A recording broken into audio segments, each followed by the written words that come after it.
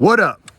So I had a lot of questions after I posted that last video of me on the 4th of July shooting this AR-15, and I'm going to answer some of those questions. The first one was mostly about the trigger. Is it full auto? Is it an FRT? Is it a super safety? Well, it's none of those. It's a Franklin Armory binary trigger, which gives me a 3 position, right? So I prefer, this is my personal opinion, I prefer the binary trigger over all of the above for the sheer fact of once you fire one of those, you're kind of committed to dumping the mag. With the binary trigger allows me to double tap, right? So you have 2 bullets traveling right after each other. It's like 2-round burst, if you want to call it. You don't always just want to dump a magazine. In fact, most times in most scenarios, you're probably not going to dump the magazine. But a double tap is a really good and useful tool or operation. So this is a Franklin Armory binary trigger. There's so many different variations of it available. This one is the kind of standard configuration with the curved trigger. Got it on sale at Palmetto State like months ago, maybe a year ago. And it works really well. It works really good. So the other thing is my optic. This is a Monstrum Tactical. I can't remember what the model of it is, but it's a 1.8 by 24. And this is an LPVO, a low power optic. I like this because probably not gonna be able to pick this up on camera, but yeah, you will. So it operates like a red dot. So for up close stuff, it works great. You have your red dot, green dot. I choose the green during daytime because it's easier to see. And then you can all go ahead and grab this thing and crank it in, and you get all that magnification. You go right back to close quarter. So you can have a range of sight and a range of distance with just one optic. It doesn't take up a lot of room. I absolutely love this thing. This is on the budget side. This is about $150 for this optic, and it works really well. They have a good warranty, and it comes with the mount, the ring mount. So no need to hunt down ring mounts or anything like that. This thing works great. The other one was, why do you have so many sights? Right? So I have a flip up sight in the front so I can co-witness through my scope, right? I like that. I'm used to co-witnessing on my pistol, so having this in the front, I don't know, it's a preference thing. If you don't like it, then don't do it.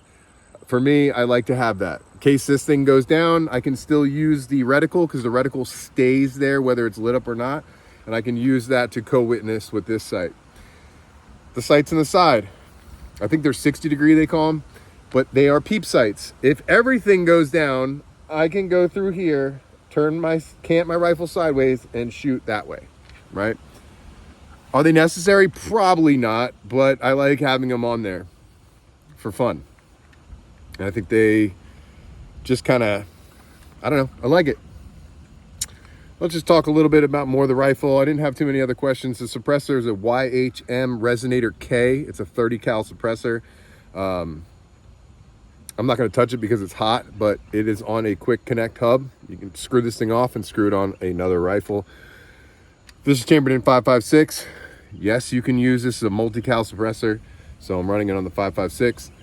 I have a cheap Amazon sling from China with a QD mount here that I got at my local gun shop out of the parts bin.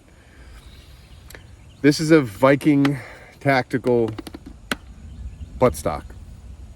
It's simple. It doesn't really look too cool or anything like that, but it's standard kind of buttstock. I think I'm going to replace it with a Hogue overmolded one because I've had good luck with those in the past.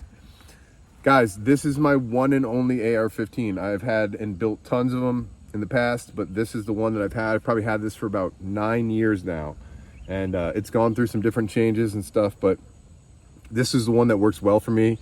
I don't even remember what type of upper it is. The lower was a stripped PSA lower that I got a long time ago and put together. originally, but just mil-spec parts before I changed it to the Franklin Armory trigger. I run these PMag 30 round magazines. I like them over the standard GI mags. The GI mags are metal and they're not always consistent in my experience. So these PMags have all pretty much worked great for me. I haven't had any kind of problems with any of the PMags. Plus you can get them on sale from Palmetto quite often. I think these were probably like $10 or $11 each. I bought 10 of them at one point and they work great. They're lightweight and they're durable for sure. Let's see. Oh, the light. This is a Streamlight TLR RM2. The position, I just recently changed it from the underside position to the side because I was having issues with my QD mount and this crappy sling that I have.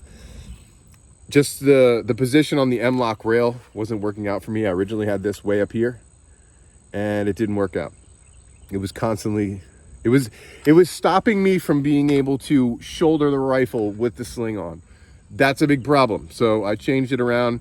This does have a pressure pad, which I might put over here. I'll have to add another little pick rail section for that. But for now, I mean, it's naturally in my hand position. I can turn it on and off with the push button on the side. So I'm running a Hogue grip, overmolded grip. Generally, I like the standard kind of A2 grip, and this follows with that angle and pattern, but it's nice. It's got an overmolded rubber grip, and the finger grooves line up well for me, and it feels good. So I think I'm going to go with that overmolded stock to kind of tie it all together. And that's about it. Standard AR15 stuff, guys. Nothing crazy. The paint is not Cerakote, right? I did a battle-worn rattle can job in spray paint.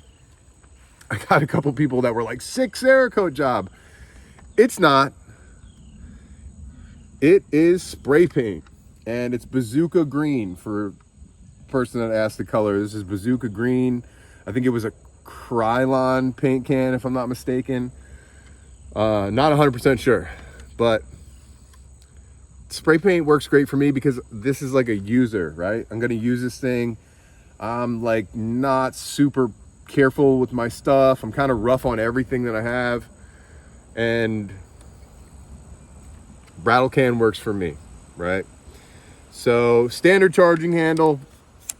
The last AR I built was a very small, short 300 blackout, and I used the Warhammer, and I liked it. So I might go with the Warhammer on here in the future, but not totally necessary. As far as the controls, forward assist is regular mag release, standard stuff, nothing crazy. That's my AR-15, guys. I appreciate all the questions, and I don't know. See you on the next one. Peace out.